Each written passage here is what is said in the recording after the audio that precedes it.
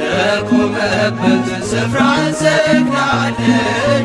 መዝሙረኛው ዳዊት በመጽሐፍ እንዳለ በድንግል ማኅፀን ቆሞ ስላየነው